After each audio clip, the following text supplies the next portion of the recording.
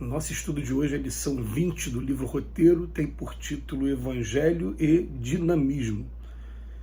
Desde os primórdios da organização religiosa no mundo, há quem estime a vida contemplativa absoluta por introdução imprescindível às alegrias celestiais. Cristalizado em semelhante atitude, o crente demanda lugares ermos, como se a solidão fosse sinônimo de santidade. Poderá, contudo, o diamante fulgurar no monstruário da beleza, fugindo ao lapidário que lhe apura o valor? Com Cristo, não vemos a ideia de repouso improdutivo como preparação do céu. Não foge o Mestre ao contato com a luta comum. A boa nova em seu coração, em seu verbo, em seus braços, é essencialmente dinâmica.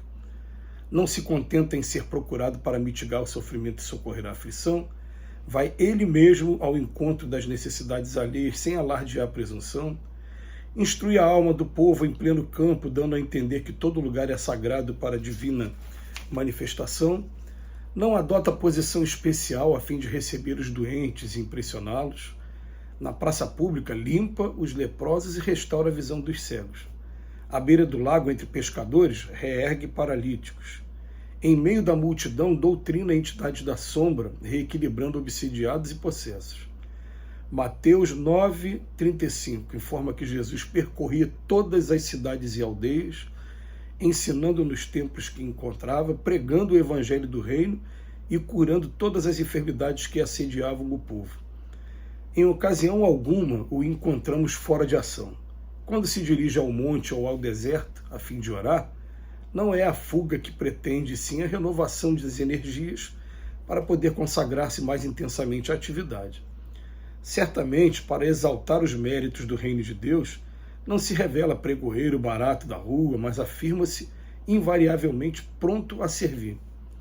Atencioso, presta assistência à sogra de Pedro e visita afetuosamente a casa de Levi, o publicano, que lhe oferece um banquete. Não impõe condições para o desempenho da missão de bondade que o retém ao lado das criaturas. Não usa roupagens especiais para entender-se com Maria Madalena, nem se enclausura em preconceitos de religião ou de raça para deixar de atender aos doentes infelizes. Seja onde for, sem subestimar os valores do céu, ajuda, esclarece, ampara e salva. Com o Evangelho, institui-se entre os homens o culto da verdadeira fraternidade. O poder divino não permanece encerrado na simbologia dos templos de pedra. Liberta-se, volta-se para a esfera pública, marcha ao encontro da necessidade da ignorância, da dor e da miséria. Abraça os desventurados e levanta os caídos. Não mais a tirania de Baal, nem o favoritismo de Júpiter, mas Deus, o Pai, que, através de Jesus Cristo, inicia na Terra o serviço da fé renovadora e dinâmica que, sendo êxtase e confiança, é também compreensão e caridade para a ascensão do espírito humano à luz universal. A gente tem informações, até mesmo do Emmanuel, no livro A Caminho da Luz, que Jesus construiu esse planeta e é uma espécie de governante do planeta. E que o termo Cristo, na verdade, diz respeito a um cargo. A gente tem cargos de prefeito, de vereador, de deputado estadual e federal, de senador, de presidente. E quando vai falar do mundo todo, seria o Cristo. E aí o que acontece? As informações que os espíritos trazem até a gente é de que Jesus, como governador do planeta, como Cristo do planeta, ele não para de trabalhar em momento algum e que ele percorre todas as esferas aqui desse planeta onde existe vida o tempo todo. Me lembro sempre do livro Obreiros da Vida Eterna, escrito por André Luiz, quando, se não me engano, no capítulo 1 ou no capítulo 2, mas de repente no capítulo 1 mesmo, tem um espírito que ele fala o seguinte, ele fala que ele conseguiu muitos progressos na última experiência que ele teve na Terra, mas que chegado um determinado momento, ele começou a ficar incompatível com alguns costumes dos homens e ele se distanciou um pouco dos costumes dos homens. Mas chega um ponto que a simbologia que ele criou é uma simbologia como se a Terra estivesse aqui e ele se afastasse da Terra, mas chegou um momento que ele não conseguia mais subir nem também descer. Ele começou a perceber que luzes passavam por ele o tempo todo, subindo e descendo. E essas luzes eram os espíritos trabalhando, e que o próprio Cristo o tempo todo passava por ele. Então ele se deu conta de que no Evangelho vem dizendo que quando a luz é acesa, a luz deve clarear.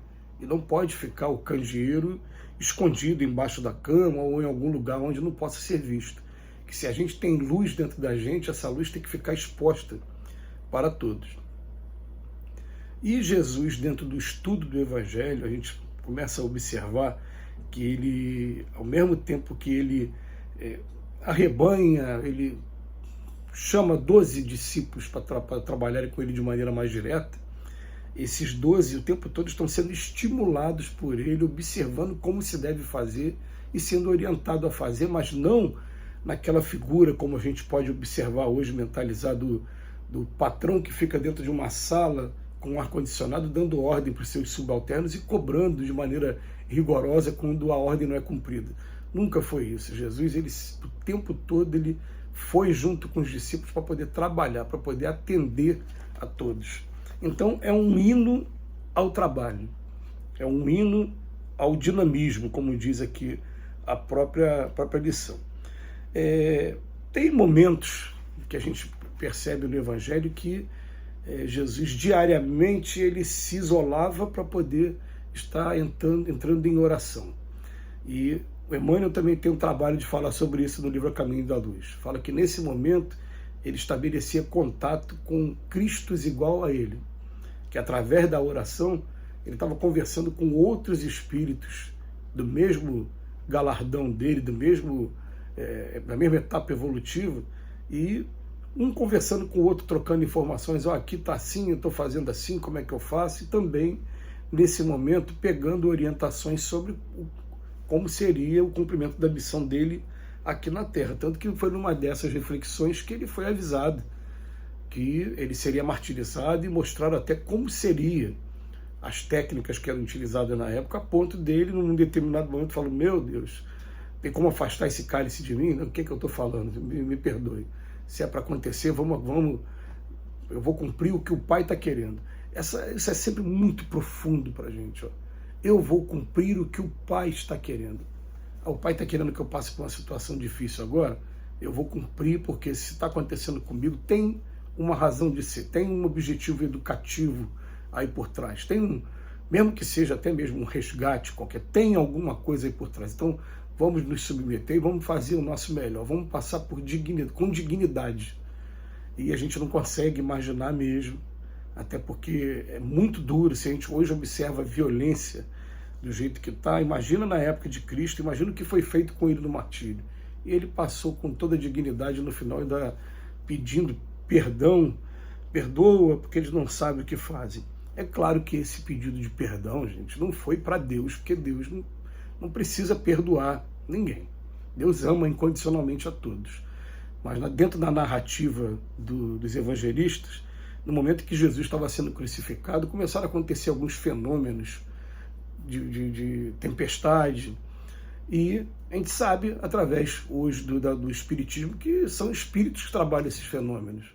Então isso ia acontecendo e Jesus fala para todos eles: perdoa porque eles não sabem o que fazem. Não faz isso. Né? Ainda com a autoridade dele, mesmo sendo crucificado, ele acalma aqueles espíritos. E é o tempo todo no dinamismo. Hoje a gente pode dizer tranquilamente que, junto com a mensagem, jargão popular, mente vazia, oficina do obsessor. Só troca a palavrinha aí, que essa palavra que alguns pensaram não existe. A gente sabe que não existe isso. Todos são espíritos criados por Deus, simples e ignorantes, vão chegar à perfeição, querendo ou não querendo, mesmo que prolongue por muito tempo a estada em ambientes de sofrimento, mas todos vamos chegar. Mas o objetivo é dizer: mente vazia está sempre trazendo complicação para a gente. E no trabalho edificante, no trabalho digno, no trabalho para o bem, a gente encontra o caminho da felicidade aqui na Terra. Que Jesus nos abençoe hoje e sempre.